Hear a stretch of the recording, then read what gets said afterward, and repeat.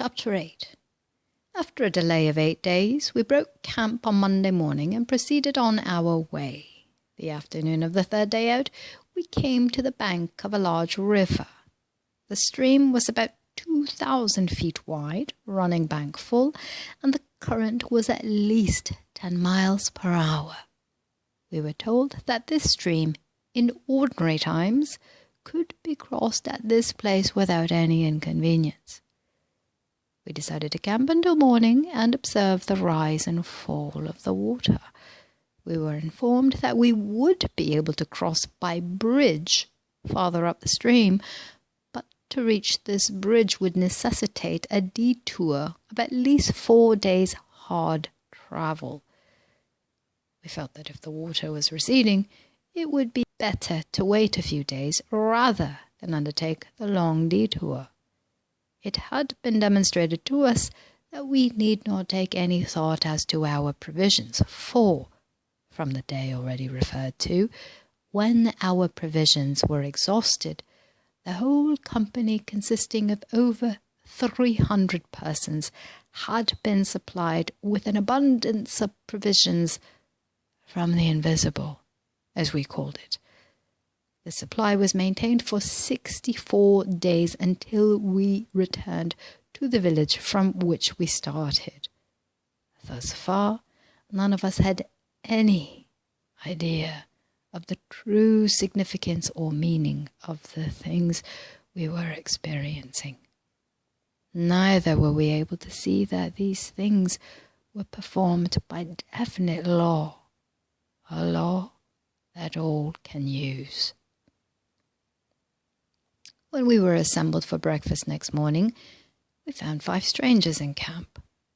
They were introduced, and it was mentioned that they were from a party that was camped on the other side of the stream and were returning from the village of our destination.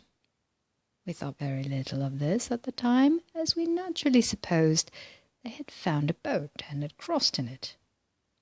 One of our party said, "If these people have a boat, why can we not use it to cross the stream?" I think all of us saw this as a way out of our difficulty, but we were told that there was no boat, as the crossing was not thought to be of sufficient importance to maintain one. After finishing breakfast that morning, we were all assembled on the banks of the stream. We noticed that Emil, Jast, and Nepra, with 4 others of our party, were talking with the 5 strangers. Jast came to us and said they would like to cross with the others to the camp on the other side of the stream, as they had decided to wait until the next morning to see if the water showed signs of receding. Of course, our curiosity was aroused, and we thought it rather foolhardy to attempt to swim a stream as swift as the one before us, just to make a friendly call upon a neighbour. We felt that swimming was the only way the crossing could be accomplished. When Jast rejoined the group, the 12, fully dressed, walked to the bank of the stream, and with the utmost composure stepped on the water, not into it. I never shall forget my feelings as I saw each one of those 12 men step from solid ground upon the running water. I held my breath, expecting, of course, to see them plunge beneath and disappear. I found afterwards that that was the thought of all of our party. At the time, I think each of us held his breath until they were all past midstream. So astonished were we to see those 12 men walking calmly across the surface of the stream without the least inconvenience and not sinking below the soles of their sandals.